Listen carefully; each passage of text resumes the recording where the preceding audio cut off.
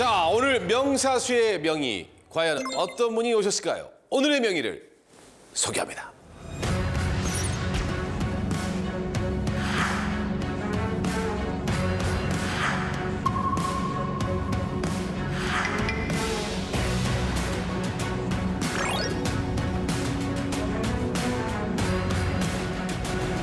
자, 오늘의 명의를 모셨습니다. 반갑습니다. 안녕하세요. 안녕하세요. 예, 안녕하세요. 국민건강보험 일산병원 가정의학과 이상현 교수입니다. 네, 오늘 이상현 교수님과 함께 이야기 나눌 주제, 바로 건강한 스트레스 대응법입니다. 뭐 사람들이 살아가면서 여러 가지 상황에 빠지다 보니까 네네. 굉장히 힘든 일이 많지 않습니까? 엄청 많죠. 스트레스 때문에 힘들어 죽겠다. 예. 그런 말들이 그냥 뭐 입에 그냥 버릇처럼 달고 다 사시게 되는 것 같아요. 맞아요. 예. 그래서 우리는 양쪽 어깨에 늘 그 스트레스 양쪽에 그 짐이 어깨를 짓누른다. 그리고 달고 산다. 이런 표현. 사실은 스트레스를 안 받는 경우가 있을까요? 김한석님께서는 어떤 스트레스 때문에 가장 힘드십니까? 제가 살아온 모든 인생 하나하나가 다 스트레스고요. 네. 매달 오는 25일 날 카드값 청구서 날라오면 스트레스고요. 네. 스트레스 정의는 여러 가지로 내릴 수 있겠지만은 상황이 이렇게 바뀌면 사람들은 스트레스를 받죠. 정하기 어려운 환경에 처하게 되면은 뭐 신체적도 그렇고 심리적도 긴장 상태가 되는데 그럴 경우에 그런 긴장된 상태를 스트레스 상태라고 얘기하죠. 뭐 사전적으로 그런데 네. 그냥 쉽게 생각하면 아주 무서운 동물을 만났다고 생각해 볼까요? 뭐 호랑이 뭐 만났다 치면은 뭐 해야 돼요? 그냥 도망가야죠. 뭐 어떡하겠습니까? 그렇죠?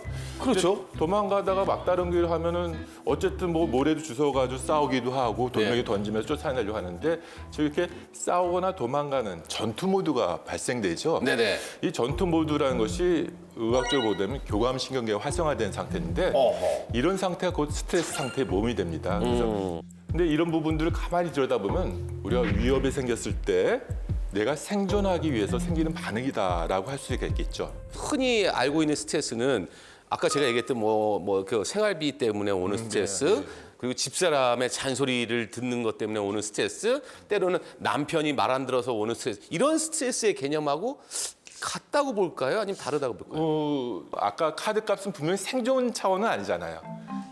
그렇죠? 생활이죠, 그건. 네, 그렇죠. 생활이죠. 그리고 어려움이 있는 건 분명히 문제인데 네.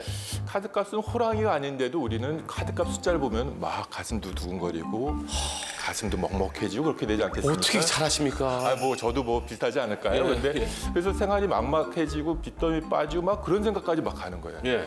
잔소리도 뭐 안 좋죠, 그렇죠? 들으면 뭐 스트레스 쌓이는데 와이프 아내 되시는 분께서 술 좀 그만 마시려 한다면은 네.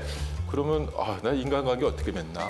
그렇죠. 그러면서 나 외톨이 되는 거 아니야? 그렇죠. 내 인생 끝이야. 뭐 거기까지 막 생각이 넘어갈 수 있죠. 맞아요. 생각에 꼬리를 더하는 것이 그래서 스트레스 그 상황이 없다는 건 아닌데 그 상황은 사실 요만큼의 상황인데 우리 인간들은 동물과 달리 뭔가를 더해서 이걸 큰 스트레스, 큰 반응을 만드는 걸 좋아하는 것 같아요. 저희는 늘 확대 해석을 하거든요. 아니 그럼 내가 인간관계 어떻게 하고 내가 돈을 어떻게 벌어오고 뭐 어떻게 할 거야? 이렇게 확대 해석을 하는데 와 그게 너무 이게 이해가 확 됐어요.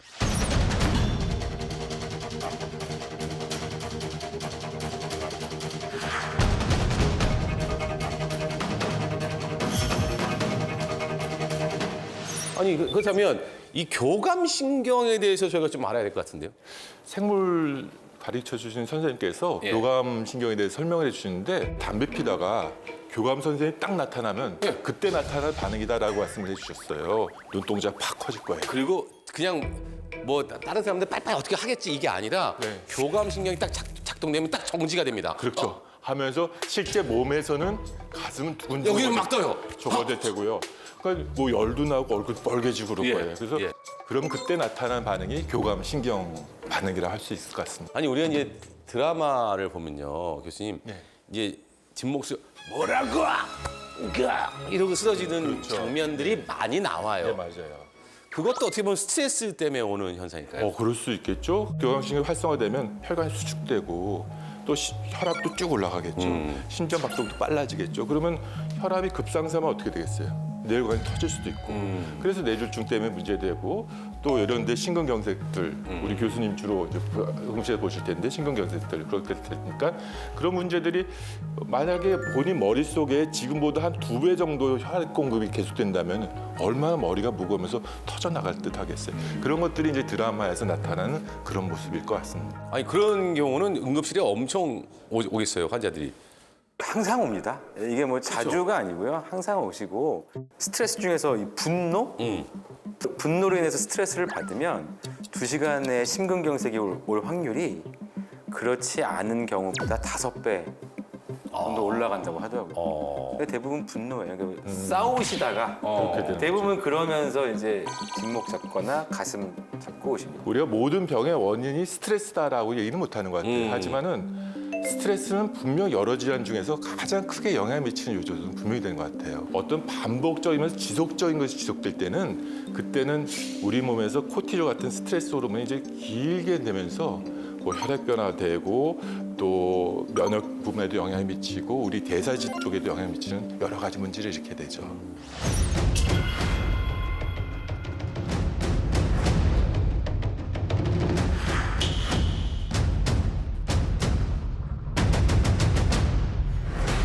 우리가 이 스트레스를 어떻게 대해야 될까요? 기본 관점이 어떻게 잘못하면 혹시 스트레스를 너무 적으로 생각하고 적이니까 어떻게 해요? 없애거나 이기거나.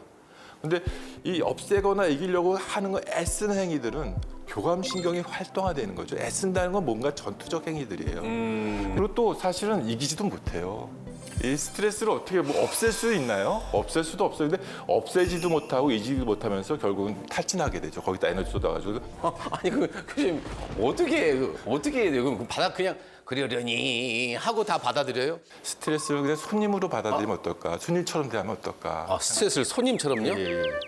잠깐만요. 이게 어떤 의미일까요? 저는 집에 손님 오는 것도 귀찮거든요. 손님이란 말은 주인이 아니죠. 주인과 손님의 차이점은 손님은 왔다 가는 존재죠. 아 왔다 가는 예, 존재. 그래서 뭐 억지로 웃어도 줄 수 있고 뭐 차도 대할 수 있고 하지만 그렇게 대할 수 있는 거는 잠시 머물다 가는 존재니까 그 있는 동안만큼 내가 좀 어느 정도까지 대우를 해주겠다. 그렇다면 더 큰 스트레스 만들지 않을까 그런 생각을 좀 해봅니다. 스트레스는 집에 오는 손님이다가 이게 느낌이 너무 왔어요. 계속 손님이 줄 서서 막 100명, 200명이 계속 오는 거예요. 그래서 저는 그것도 걱정이고 살면서 어떻게 화가 안 나고 어떻게 스트레스를 안 받나. 그렇지. 화가 난다, 화를 낸다는 조금 다를 수 있겠다. 살다 보면 화가 나는 상황은 누구나 있을 수 있겠죠. 갑자기 처음 뵙는데 갑자기 저한테 욕을 한다든지 그러면 화가 나겠죠. 그래서 화가 나는 건 어쩔 수 없는 부분일 텐데 하지만 화가 난다 그래서 그 화를 꼭 크게 내야 하나? 내가 화를 크게 내야 하는 분은 또 다른 문제겠죠. 남편이 술 안 먹기로 약속했어요. 네.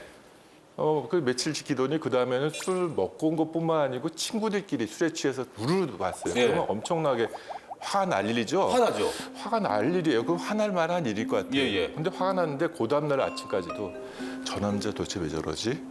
그러면서 저 남자가 일부러 나 놀리려고 하나? 내가 싫어서 이제 갈라지고 싶어서 뭔가 미끼를 던지는 건가?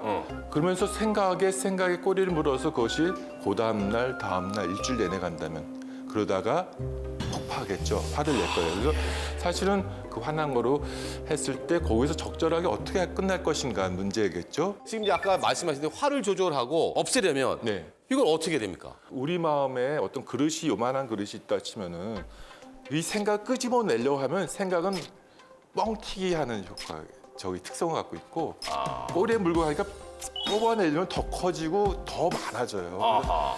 그걸 뽑아내려 하지 말고 그 마음 그릇에 생각에 하는 감각을 집어넣으라고 얘기를 많이 해요. 감각을 집어넣어요. 예. 스트레스 많이 받아서 우울증 걸린 환자한테 오늘 5월이고 참 날씨도 참 너무 좋다. 하늘도 좀 보시고 바람도 좀 느껴보시고 꽃도 한 점 보시고 다시 와보시면 좋겠다 그랬더니 그 반응이 너무 아직도 기억이 나요. 자기는 살면서 한 번도 그런 걸 느껴본 적이 없대요. 한 번도 5월을 못 느껴보신 거예요. 그러니까 왜냐면 생각이 갇혀 있었기 때문이죠.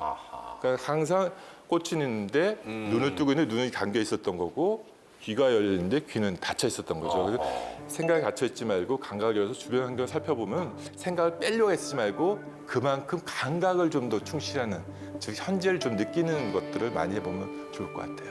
또 하나 할 거는 우리가 교감신경 얘기했는데 네. 교감신경이 활성화되면 상태가 스트레스와 연관이 있다고 네네네. 말씀드렸잖아요. 근데 그러면 반대가 뭐죠? 부교감신경이잖아요. 네네. 이게 활성화되면 좋겠는데 그걸 어떻게 할 것인가 하는 문제가 참 중요한 문제 같아요. 이런 맥박이나 심장들, 체온들 그런 것들이 자율적으로 움직이는 자율신경인데 이 여러 가지 중에서 한 가지는 좀 달라요. 그게 뭐냐면 바로 호흡이에요.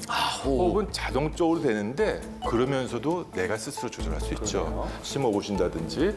그래서 많은 여러 가지 스트레스라든지 뭐 여러 가지 명상이라든지 할 때 호흡을 중시하는구나. 특히 내쉬는 숨을 좀 더 길게 좀 천천히 하다 보면 부교감 신경이 활성화돼 가지고 자율신경 전체가 따라와요. 그래서 그렇게 하면은 온도도 조금 낮아지는 경향이 있고 맥박도 좀 천천히 돼요. 맞습니다. 하면 벌써 편안해지죠, 편안해지잖아요. 분위기가. 편안해지면 졸려요. 졸려온 상태가 결국은 부교감신경이 제대로 되는 거고 아, 그래요? 교감신경 돼 있는 사람들은 불면증에 빠질 거 아니에요. 화가 날 때 심호흡을 크게 하세요. 한번 그 중요할 것 같습니다.